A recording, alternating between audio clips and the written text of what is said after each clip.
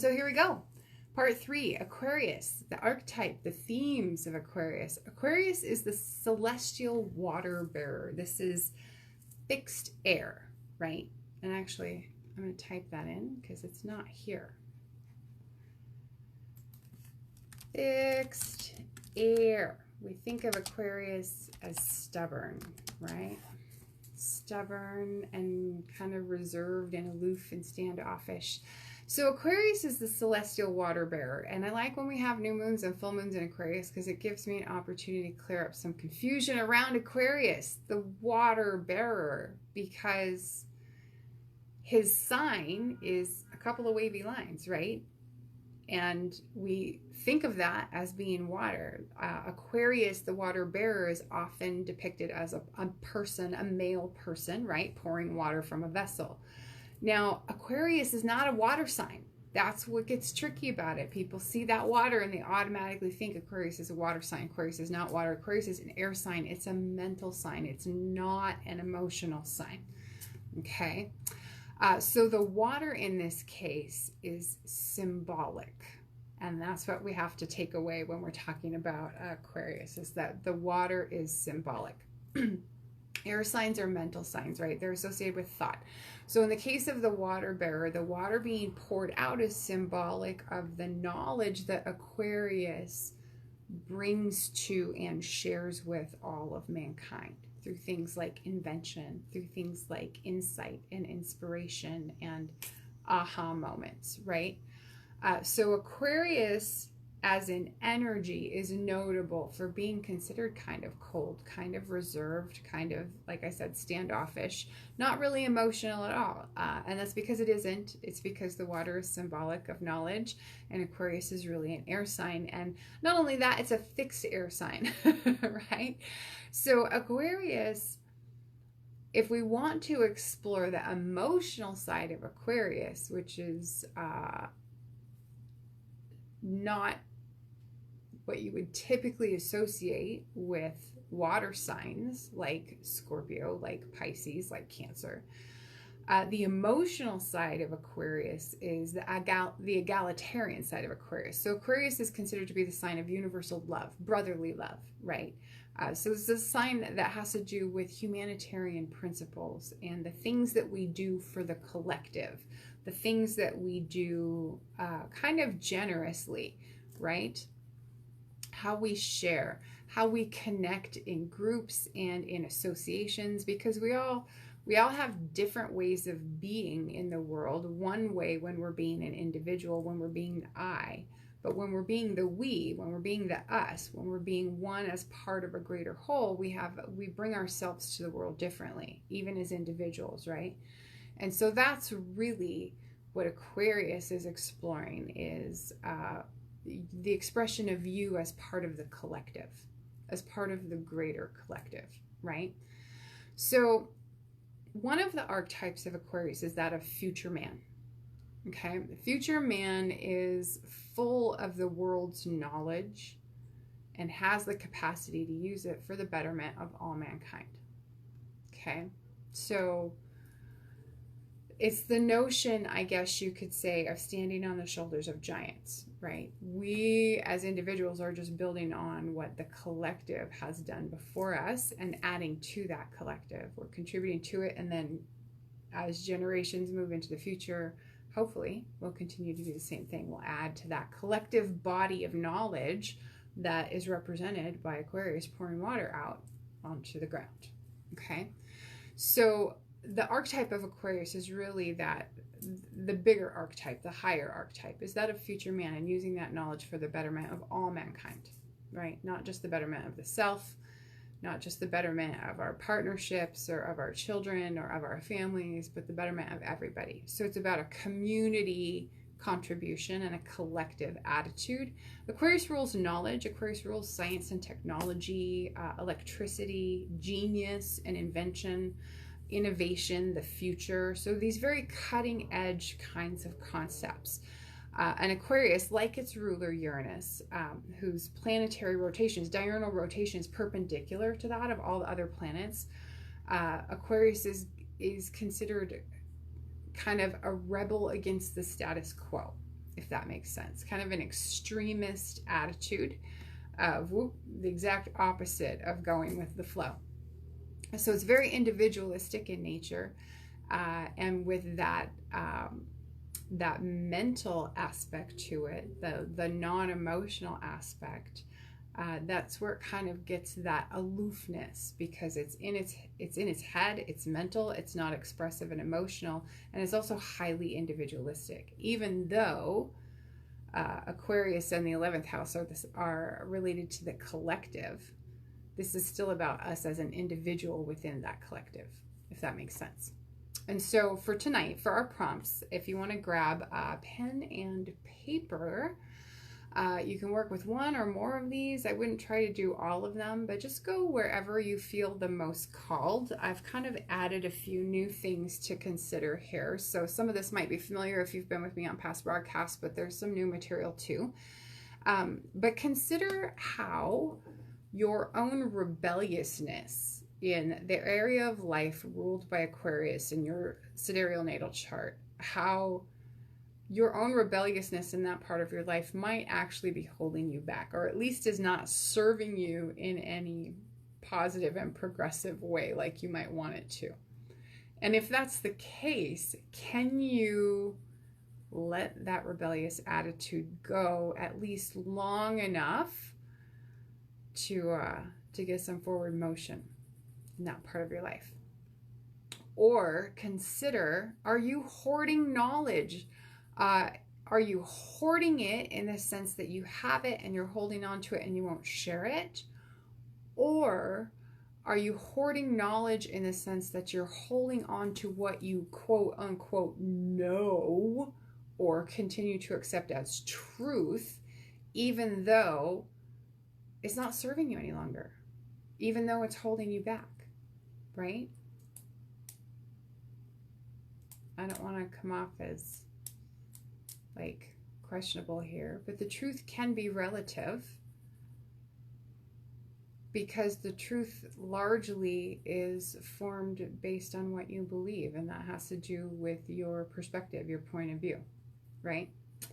And so perhaps you're carrying around an old truth that is no longer true, but that you formed when you were looking at things from a different perspective. And so it was true then, and it's still true for someone looking at things from that perspective, but maybe you're not anymore.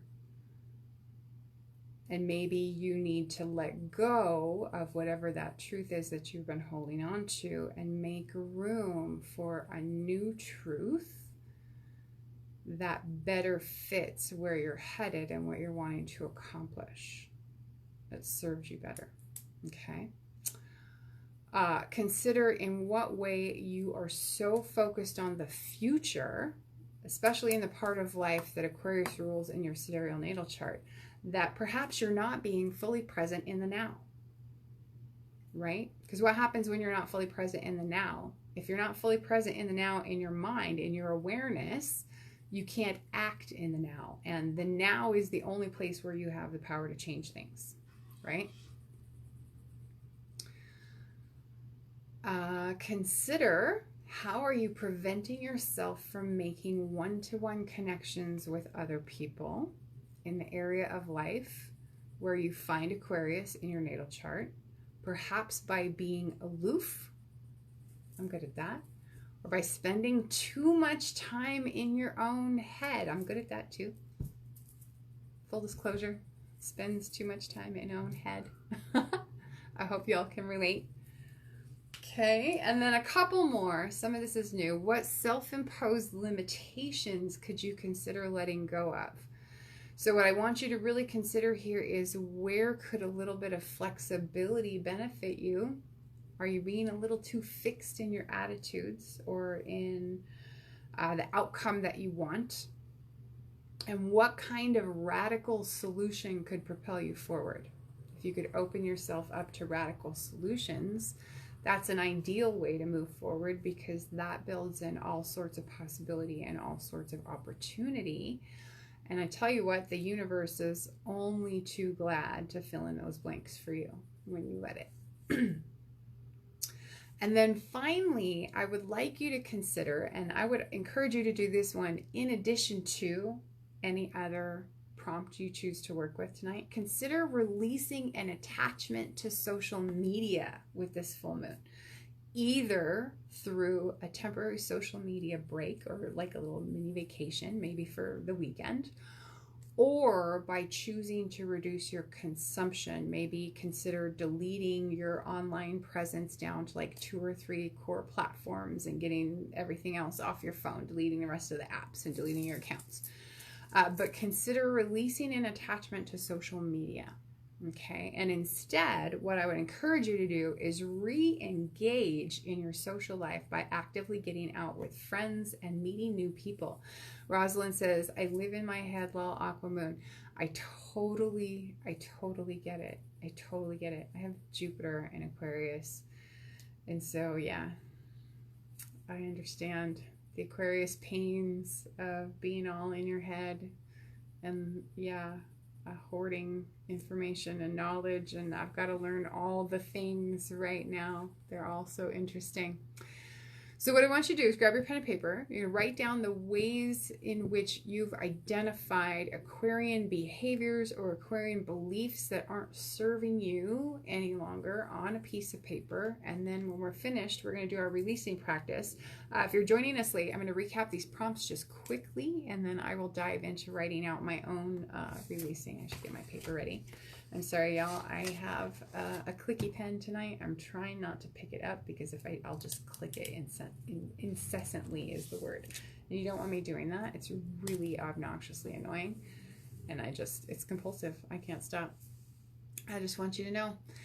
So the prompts, considering the area of life, right, that's ruled by the house in which Aquarius falls in your sidereal natal chart. Consider, how is your own rebelliousness in that part of your life no longer serving you, or how is it holding you back? Consider what knowledge you might be holding on to that's no longer serving you, or that's holding you back from what you want, or what you may be continuing to accept as truth that is no longer true for you because you're coming at it from a new perspective, a new point of view.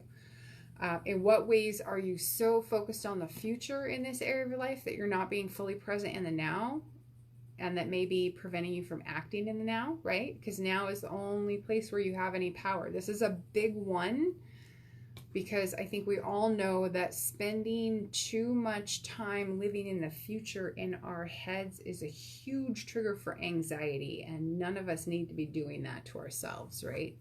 Like, let's not feed our own anxiety by our own behavior. Let's just not do that. How are you preventing yourself from making one-to-one connections with other people? By being aloof or by spending too much time in your own head? What self-imposed limitations could you consider letting go of? Where could you be a little bit more flexible and open to radical solutions as means to propel you forward? And then finally, as I was saying, consider releasing an attachment to social media, either through taking a social media break, excuse me, I'm knocking into the microphone here, or by deleting social media accounts and limiting yourself to, say, like 2 or 3 major platforms. Anyway, so everyone, get to writing out what you're letting go of on a piece of paper, whatever it is that you're releasing tonight, your Aquarian behavior or belief or mindset or tendency, whatever it is. You have to decide, what am I working with?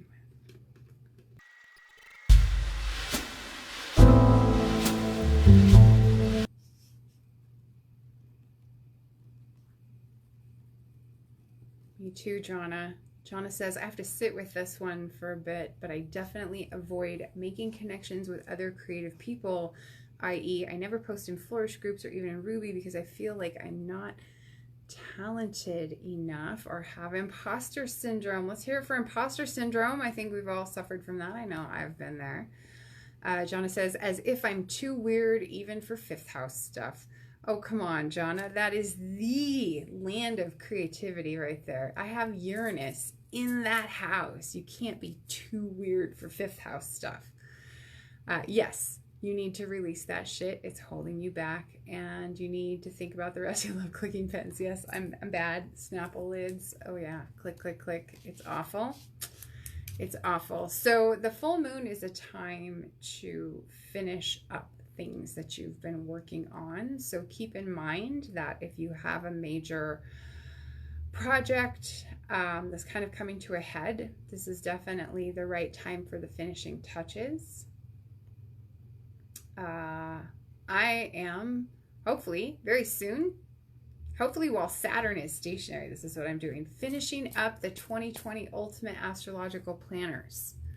That's where I'm at, so that you can finally see them and take advantage of all the cool new features that they are coming with this year, including the ability to customize it for your own time zone. Isn't that awesome? I am so excited about having a planner that I don't have to do mental math with. And I hope you're excited for that too.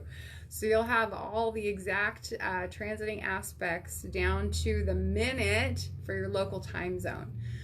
Rosalind says, considering Aquarius is in and rules my 7th house, ha. Oh my goodness, girl. Let's just say I've been worrying around the universe and back about who I'm going to marry because I'm done dating. I just want a serious forever relationship, and it's not here yet. Yeah. Yes, relax. She says, I need to relax and continue being grateful for my friends and people in my life, and to just trust that the right person will come around. Yes. So my experience, and I'm not necessarily talking about my personal lived experience, but what I've witnessed from other people, is that when you finally just let go of trying, of looking, when you finally just let go, like for real, that's when things move. And so that's what I would encourage you to do, is just take the pressure off yourself. Take the pressure off yourself and just enjoy your social life. Even if that means not dating, even if that just means doing things socially in large groups without having like a partner for the evening that you need to worry about entertaining or being entertained by, or that you need to worry about how you hit it off with. Yeah, chill around that and give yourself a little bit of a break. And it's okay to be done dating. I will call this out from my own personal recent lived experience and from some wonderful insight that I have been given over these last several months from a woman named 𝘄𝗵𝗃𝗀. She is a relationship psychologist, and she has some absolutely outstanding videos on YouTube. If you get a chance to watch her, I would highly encourage you to watch her. But one thing that 𝘄𝗵𝗃𝗀 does is she brings our attention to the fact that there's really no such thing as a forever relationship anymore. That for most of humanity, the idea of a forever relationship does not exist. And that even if you're in a long-term relationship, the odds that it will last forever are less than half. So where I'm steering that is, give yourself a break in terms of, give yourself permission to dial back your expectation on that. She really gets into the notion that we don't practice monogamy as such anymore. We practice serial monogamy, which is, you know, a string of one-on-one relationships, and one relationship that's going to last for the rest of your life might not really be in the cards for most of us, half or more. And so that's a hefty expectation to put on someone you've not even met yet. Maybe I would say consider setting that expectation aside. You can come back to it and pick it up later. It can be a dream that you have. That's fine. But don't worry about it in the short term. Don't load that up on your plate, especially in terms of your interpersonal dynamics right now. If you don't have to, just let it be a loose and movable thing. Maybe that's an area where the fixed nature of Aquarius really is holding you back, if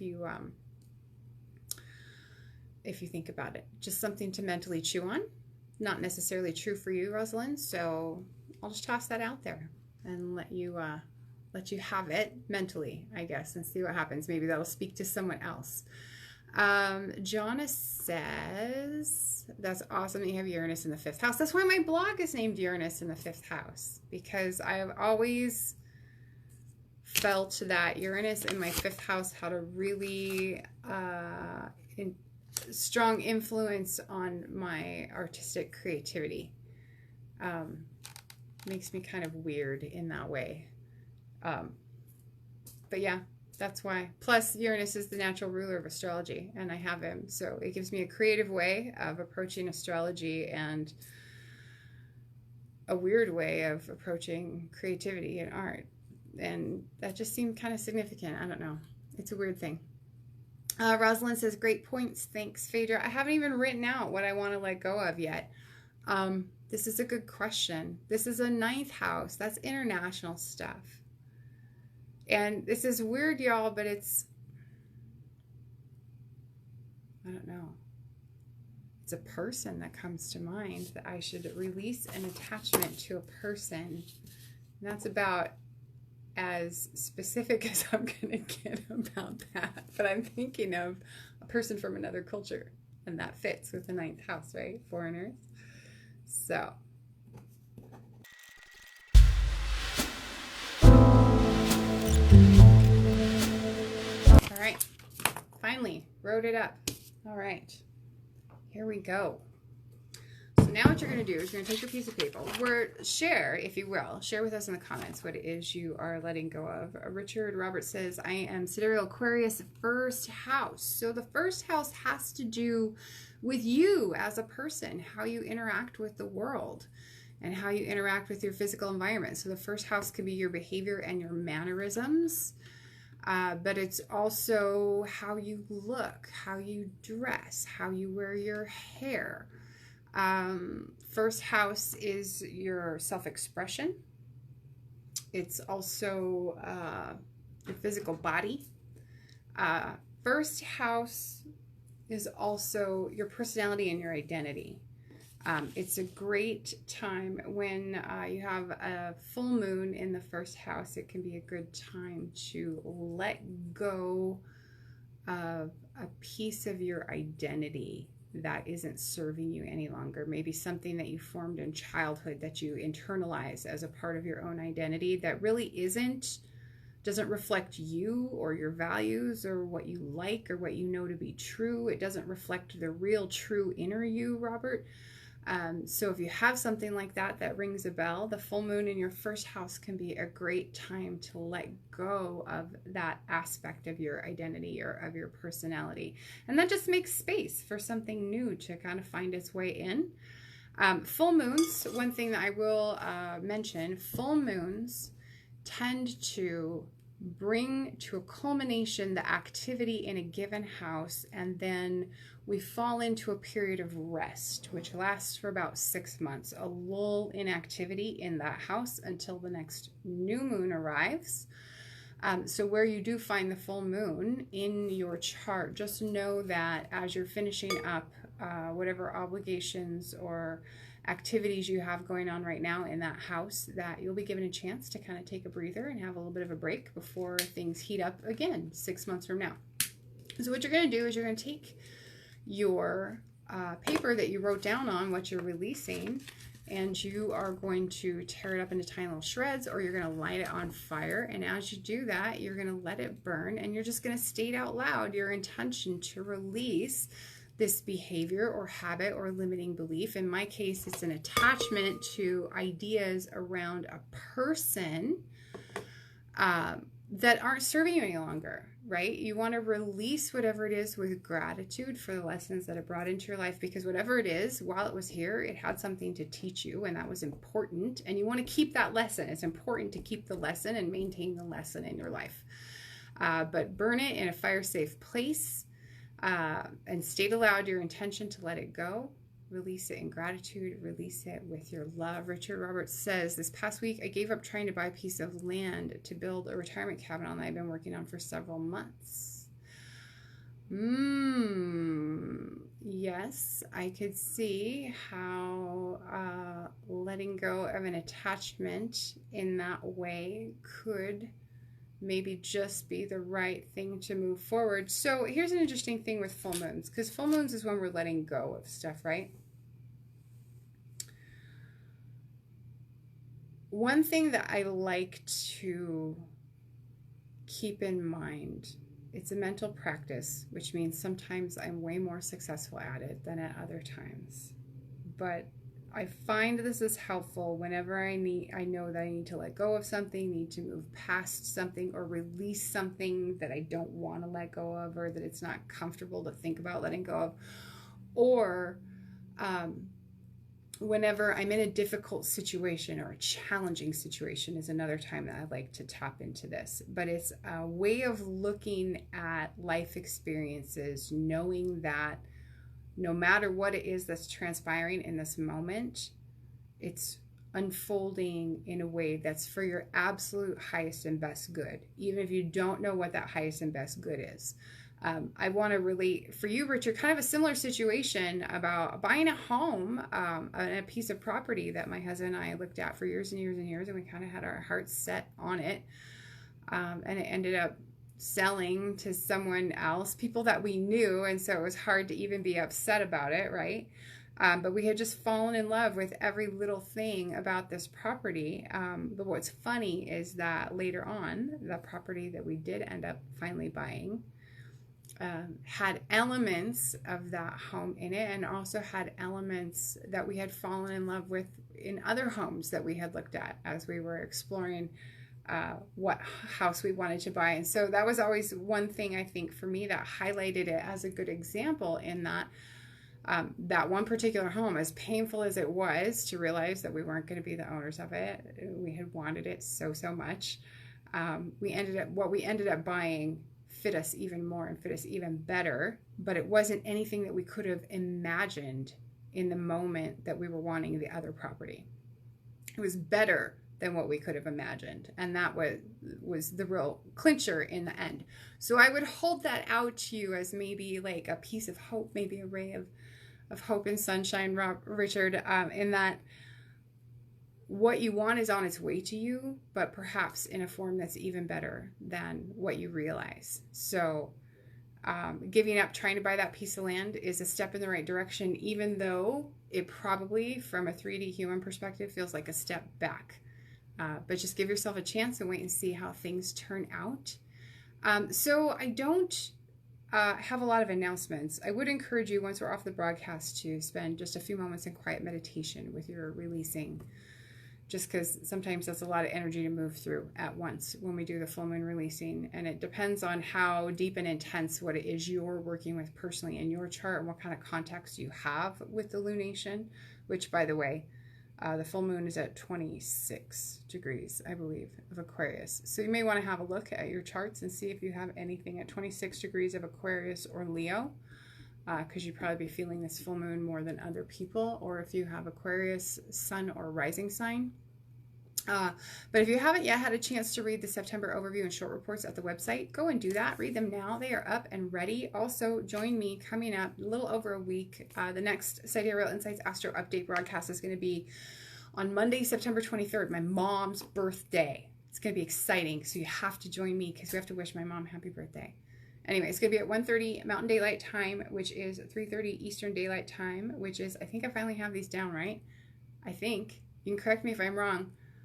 8:30 p.m. British Summertime and 5:30 a.m. Australian Eastern Summertime. It's summertime, not standard time like it is here in the States. It's summertime.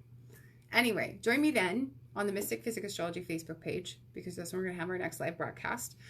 And then please subscribe to the YouTube channel. You might want to click on the little notification bell icon, because that's how you will get notified when I upload a new video. I'm going to give you a link to that in the comments real quick, to the YouTube channel.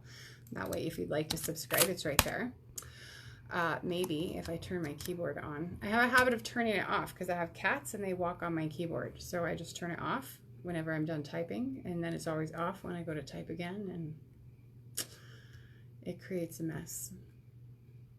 But the alternative is cat typing, and none of you want that. And I think that's it. Stay tuned for announcements about the 2020 Ultimate Astrological Planner. I'm so excited. I'm in the middle of it right now. Like, I have had my head in planner pages for the last 2 days straight, and I am chomping at the bit to show you all what I have in the works.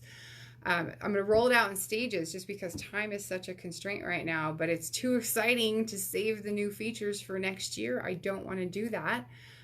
So bear with me. I'm going to get them out and available to you, and then I will slowly roll out some new features, primarily for those of you who want the personalized planners. So if you want the planners that have your transit to natal aspects and your best days of the year for luck, love, and business according to your own personal transits, then you're definitely going to want to pay attention to the new stuff in store. If you like to have the transit to transit planner, that's what's going to be released first. So y'all won't have to wait if you like the transit to transit planner. But if you really want the personalized planner with your personal transits, that's where the excitement is really kicking into high gear. So stay tuned, because I'm going to be sharing with you the new changes and features that are available on the personalized planners very soon. But thank you all for joining me, and feel free to invite a friend to join us here in the group for the new and full moon broadcasts if you like, and we will talk to you later. We'll see you next time.